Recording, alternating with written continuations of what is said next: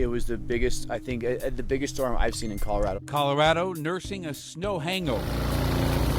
Many side streets still in rough condition as crews work around the clock to catch up. Just this morning, we picked up 3 individuals that have been stranded overnight. Amid the chaos,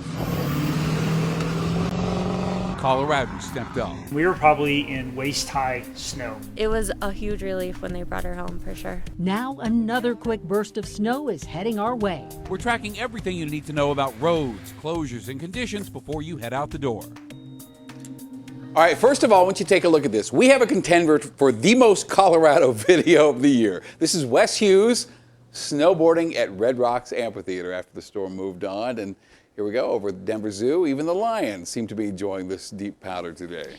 And that's the fun part of getting 2 feet of snow in this, not so much. Hopefully you remembered to bend at the knees as you were shoveling, because that was a lot of, and still is, I guess, a lot of heavy, wet snow out there to shovel.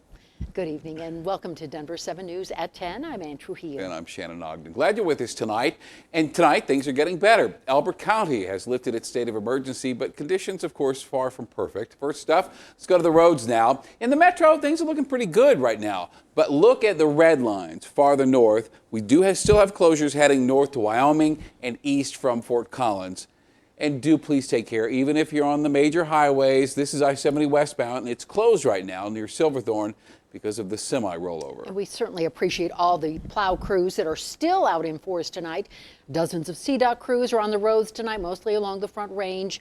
City of Denver plows will keep working into early tomorrow morning. Crews are out there tackling both main streets and side streets. Of course, just remember, they do not bring streets down to bare pavement. They don't carry de-icer. They do help us dig out a whole lot faster. As for the schools now, several are closed for tomorrow. So listen up, 27J, Adams 12 5-star schools, and Boulder Valley. No classes tomorrow. Dougco schools are on spring break, so that's not a problem. And several others are falling back on remote learning, and that includes DPS, Jeffco, and Westminster Public Schools. We have a complete list of the closures scrolling at the bottom of the screen. And let's give you a live look at Denver tonight. And on top of all of that snow, we are expecting some fog to roll in overnight. And yes, there is more snow in the forecast. Oh, good. Let's bring in our chief meteorologist, Mike Nelson. Mike, thankfully this new system's not going to be like the one we just had.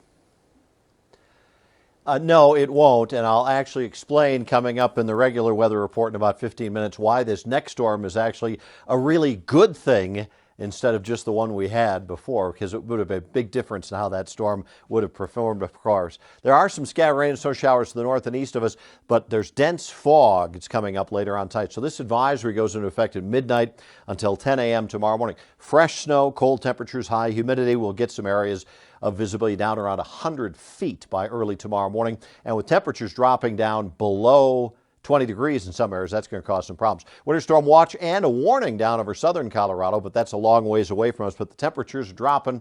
I'll track that next storm and give you your morning forecast coming up here in just a bit. All right. Thank you, Mike. We'll see you in just a little bit. We have massive runway clearing efforts underway at DIA.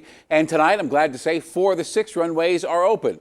The airport says delays and cancellations are still possible tonight and tomorrow, but the flights are now taking off and landing. And RTD says bus and rail service will be back tomorrow morning. Only a few routes were up and running today. You still might see some local detours in places where the roads haven't been fully cleared. And some of these drivers had a pretty miserable night after getting stranded in the storm. Some people were waiting for help for more than 5 hours. Now, if you abandon your car, there is a chance, pretty good chance it may have been moved. And the advice from Colorado State Patrol is to return to where you left it, then drive in the same direction, take the first exit, and then look for parking lots near the off-ramp.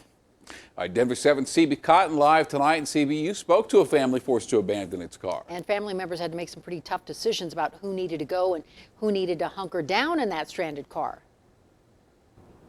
Ann and Shannon, a family did, and more on that in a moment. First, I want to talk about these roadway conditions. Things look a lot better than they did yesterday, but we're still not in the clear. Take a look. Pavement is still really slick, and there's still huge mounds of plowed snow. These are 2 things you want to keep in mind on your morning commute. And as we all try to stay safe with this lingering snow, we're continuing to hear stories of the bravery it took to keep ourselves and our furry friends safe.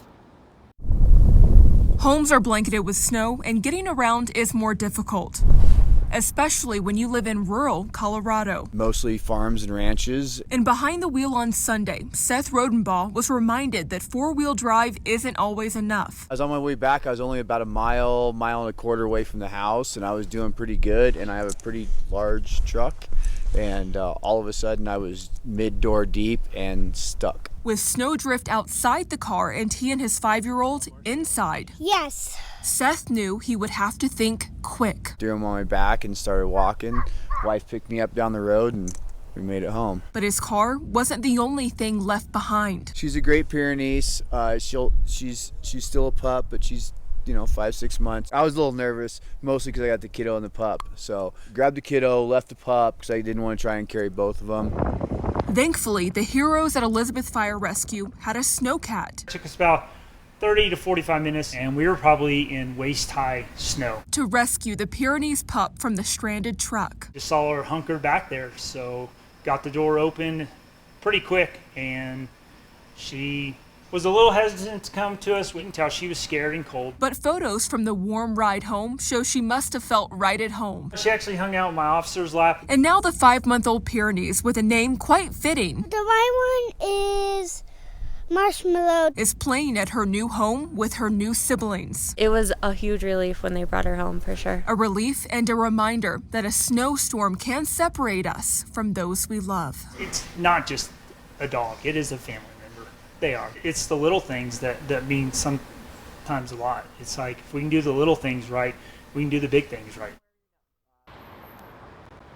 And of course, we're so glad to hear that that pup is reunited with her family. So as roadway cleanup continues in some parts of the Front Range, more is going to continue to open, especially here in the metro area. Tomorrow, COVID-19 testing sites will open at noon. Back to you all. All right, CB, thank you. And nice work, Elizabeth Fire and Rescue there. And today, our Denver7 team got a surprise in the form of 2 eager snow shovelers. River and Sawyer, Ireland showed up unexpectedly to help clear snow from our news director's path. What made you decide to shovel walks today? well, because it's a nice thing to do. It is a nice thing to do. Thank you.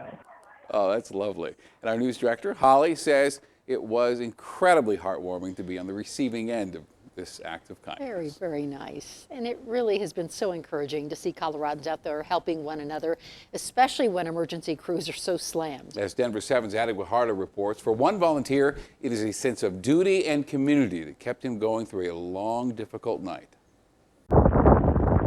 The wind howled and whipped snow around, creating whiteout conditions. The roads are pretty slick. Lanes practically disappeared. The treacherous weather left drivers helpless. We ran into a lot of people that were stranded, ran off the road. Andrew Williams, a firefighter and volunteer with Rampart Search and Rescue, a nonprofit serving Adams, Lincoln, and Morgan counties,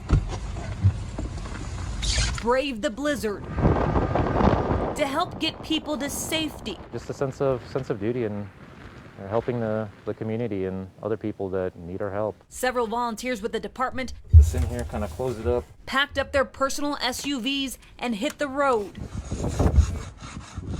Andrew believes he helped people in at least a dozen vehicles stranded between Sunday and early Monday morning. Just this morning, we picked up 3 individuals that have been stranded overnight. The family was traveling from California to Michigan. They were happy to see us. I think they were relieved that someone was there to help them and get them on their way.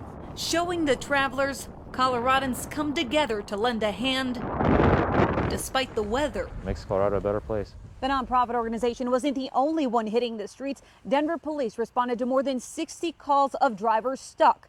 Aurora police assisted more than 200 people get to safety after they were stranded. But there's no denying Rampart Search and Rescue played a vital role. And that nonprofit organization relies heavily on community support. If you would like to help, head over to thedenverchannel.com. We have a link there for you.